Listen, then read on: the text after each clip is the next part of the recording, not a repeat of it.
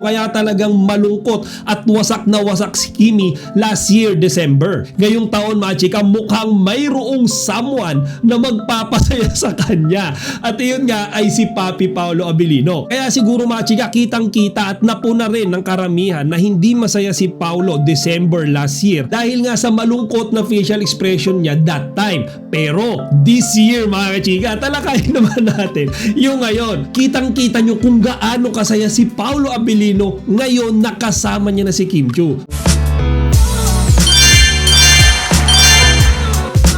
Magandang araw mga chika, Rigel po ulit ang inyong Chika Patrol. Bago tayo magsimula mga chika, inaanyahan ko muna kayong mag-subscribe dito sa ating munting channel para palagi kayong updated sa mga latest at nagtitrending na mga showbiz balita. So, dahil ngayon ay araw ng Tuesday, syempre mga chika, meron ulit tayong update sa ating chinita princess na si Kim Chiu. Actually mga chika, hindi nga lang kay Kimi dahil kasama rito ang kanyang lovey-dovey na si Paolo Abilino. So kahapon nga lamang ay opisyal nang ipinakita ng Kapamilya Network ang kanilang Christmas Station ID para ngayong taon, 2024. Of course, makikita natin dyan yung pinakabibigating artista ng ABS-CBN, kagaya na lamang ng ASAP Family, It's Showtime Family, Bini at marami pang iba. Pero mga chika, tayo mga Kim Pao fans, isa lang yung iniintay natin, di ba? At iyon ay ang ating iniidolo na sina Kim Chiu at Paolo Abilino. Kasi mga chika, pinagbigyan ng ABS-CBN yung hiling ng mga Kim Pao fans. Talagang ipiniture nila ang Kim Pao nang magkasama dyan sa Christmas Station ID for this year. Kasi mga chika, merong part dyan na si Kimi kasama niya yung It's Showtime Family. And given na yan, syempre mga chika, kasi parte siya ng noontime program na yon. Pero mga chika, bukod sa It's Showtime, alam nyo ba na si Kimi ay mayroon ding eksena dyan mga chika kung saan kasama niya ang kanyang papi na si Paolo Abilino. Tama narinig nyo mga chika. So there's a lot of scenes na maikli lang pero mabibigat at talagang malakas ang dating ng Kim Pao. Bago natin talakayin yan mga chika, halina't sabay-sabay muna nating panoorin etong mga nakakakilig na eksena nilang dalawa.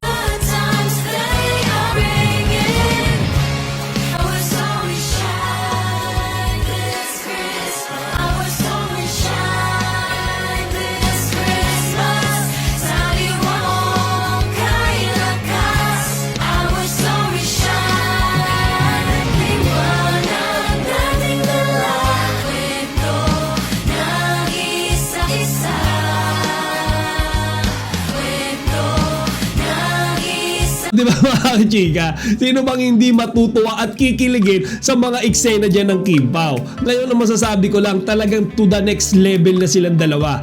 Kita nyo mga chika yung facial expression nila? If you look closely dyan sa mukha ni Kimi, ang makikita nyo lang ay pure happiness and love. Yung tipong yung ginagawa niya dyan mga chika, yung ngiti niya, yung galawan niya, habang nakakapit siya kay Paolo Abilino, ang mapapansin nyo lang kagad mga chika, it's very natural. Parang yan talaga siya in real life. Diba? Kasi habang ginagawa nila yan, yung Christmas Station ID na yan, syempre mga chika, may script pa rin yan eh. Syempre may inuutos pa rin sa kanila yung director or yung program manager nila kung ano yung gagawin nila, kung ano yung dapat expression ng mukha nila, kung dapat ba nakangiti sila. May ganun yun mga chika. Pero si Kimi mga chika, yung mukha niya parang kahit walang sabihin yung director or floor manager, program manager, alam na ni Kimi na talagang masaya siya. Di ba mga chika? And then we are all aware kung ba't siya masaya. Iyon ay dahil kasama at katabi niya that time ang kanyang one and only love. Most probably,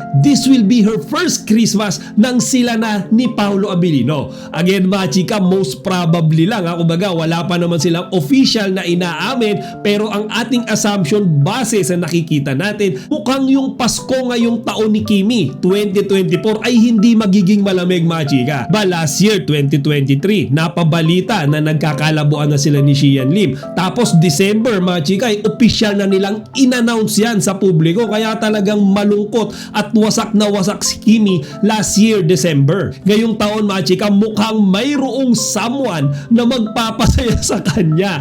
At yun nga ay si Papi Paolo Abilino. And speaking of Paolo mga chika, kung napansin natin yung facial reaction ni Kimi, palalampasin ba natin yung kay Paolo? At yan nga mga chika, makikita rin natin ang ating gwapitong si Paolo na sobrang saya. Ngayon mga chika, this year iba yung ngiti ni Paolo ha. Ngayon bibigyan ko kayo na ebidensya mga chika.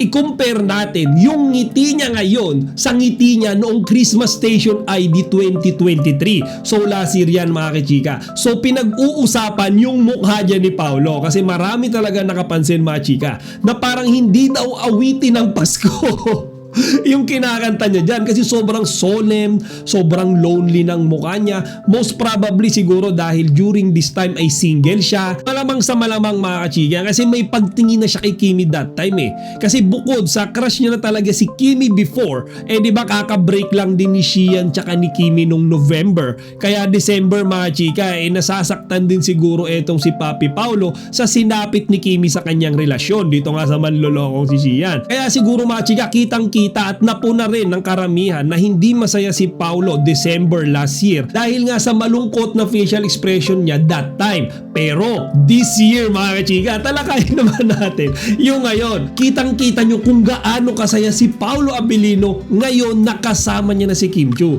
Di ba mga chika, marami ang nagsasabi and there's no denying it na ang laki ng pinagbago ni Paolo ngayon. Di ba before na lagi siyang nakasipangot, laging malungkot. Alam niyo hindi siya pag-usap kahit kanino or very seldom lang siya mga chika malapitan kasi hindi talaga siya talkative person. Pero nung nakilala niya si Kim Chiu mga chika, ang laki ng ipinagbago niya. Most likely Kimi is the reason kung bakit lagi na ngayong masaya si Paolo. Diyan sa video na yan mga chika, nakita niyo yung mukha ni Paolo, kagaya ng expression ng mukha ni Kimi, makikita niyo lang sa kanya yung pure happiness and love. Diba? Yung parang nilulook forward niya yung everyday kasama yung taong katabi niya at that point in time. Diba? Yung Chinita Princess natin, tsaka siya, nagtitinginan sila, nagtatawanan sila. And it's like very natural thing na kahit walang camera, ganyan talaga sila. Parang kahit walang script, kahit walang mag-utos sa kanila na tumawa sila, machika, gagawin talaga nila yan. Kasi yan yung tunay na nararamdaman nila eh. And just like what I said earlier kay Kimi machika, most probably mga chika, this is the first Christmas Paolo will celebrate na kasama or sila na ni Kim Chiu, di ba? Baka mamaya mga chika, mabalitaan ulit natin yan na biglang ilang araw mawawala tapos magbabakasyon sa isang island and then walang nakakaalam, very secret, very private, tapos pagbalik nila eh pareho silang umitim, pareho silang nakatan, which signifies na magkasama sila noong mga time na nawawala sila, something like that mga chika. Nakakatuwa lang mga chika, no? Kasi syempre sinubaybayan nating lahat ang Kim Pao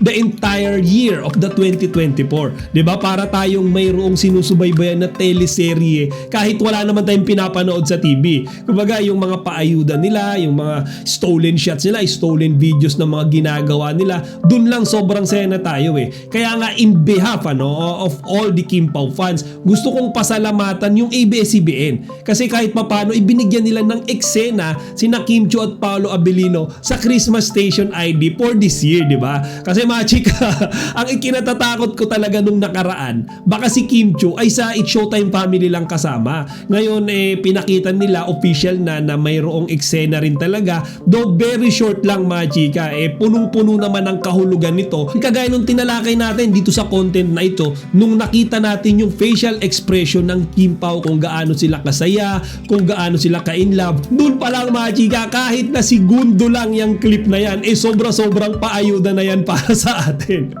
O diyan mga chika, hanggang dito na lang muna. Sana huwag nyo kalimutang ibahagi ang inyong mga opinion dito sa comment section. Chika Patrol signing out!